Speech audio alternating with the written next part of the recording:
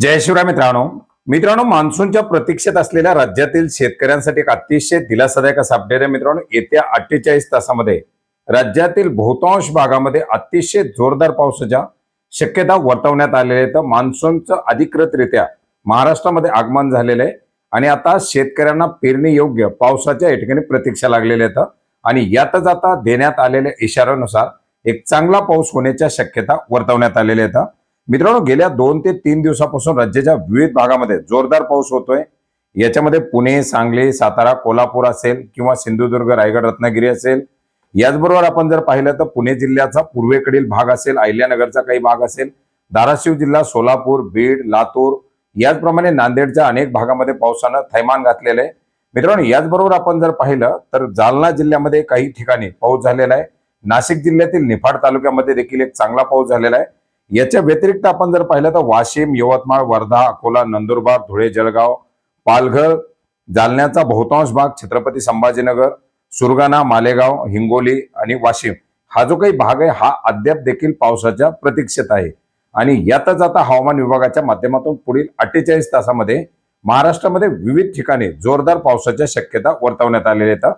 याच्यामध्ये पालघरमध्ये हवामान अद्याप देखील दमट राहील, ढगाळ वातावरण निर्माण होईल, परंतु पाऊस सुरू होण्याच्या शक्यता या ठिकाणी वर्तवण्यात आलेल्या नाहीत।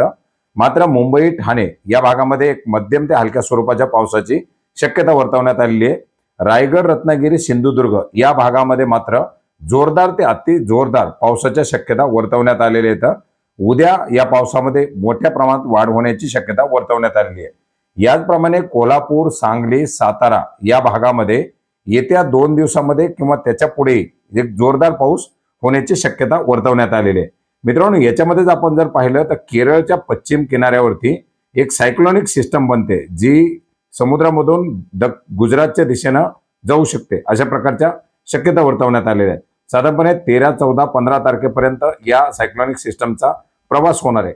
याच्यामुळे मात्र पुढच्या मान्सूनच्या जे काही हालचाली असतील याच्यामध्ये काही व्यत्यय येण्याची शक्यता आहे, परंतु सध्याच्या परिस्थितीमध्ये हा पाऊस मात्र जोरदार पद्धतीने पुढे सरकणार आहे। सोलापूर, धाराशिव आणि बीड या जिल्ह्यामध्ये सुद्धा येत्या 2 दिवसांमध्ये असाच पाऊस सुरू राहण्याच्या शक्यता वर्तवण्यात आलेल्या आहे। सोलापूरला गेल्या 2 दिवसापासून मोठ्या प्रमाणात पाऊस होतोय। याचप्रमाणे लातूरच्या देखील सर्व भागामध्ये चांगला पाऊस झालेला आहे आणि पुढील 48 तासात सुद्धा हा पाऊस असाच राहील अशा शक्यता वर्तवण्यात आलेल्या आहेत। नांदेडला देखील चांगल्या पावसाची शक्यता वर्तवण्यात आलेली आहे। विदर्भामध्ये, पूर्व विदर्भामध्ये पावसाला सुरुवात होईल, मात्र वर्धा, अकोला, यवतमाळ हा जो काही भाग आहे या भागामध्ये शेतकऱ्यांना पावसासाठी आणखीनही काही काळ प्रतीक्षा करावी लागणार आहे। बुलढाणा, जळगाव, धुळे, नंदुरबार या भागामध्ये सुद्धा पावसाची अद्याप शेतकऱ्यांना प्रतीक्षा करावी लागणार आहे। परभणी, जालना आणि छत्रपती संभाजीनगर या तिन्ही जिल्ह्याचे दक्षिण आणि पश्चिम पूर्वेकडील भाग या भागामध्ये हलक्या पावसाला सुरुवात होऊ शकते। वाशिम आणि हिंगोली या जिल्ह्यामध्ये देखील पावसाची प्रतीक्षा आहे। याच्यामध्ये हिंगोली जिल्ह्यामध्ये हा पाऊस आजपासून सुरू होण्याच्या शक्यता आहेत। चंद्रपूर किंवा या वर्धा या भागामध्ये सुद्धा येत्या 1-2 दिवसामध्ये चांगल्या पावसाला सुरुवात होण्याची शक्यता आहे।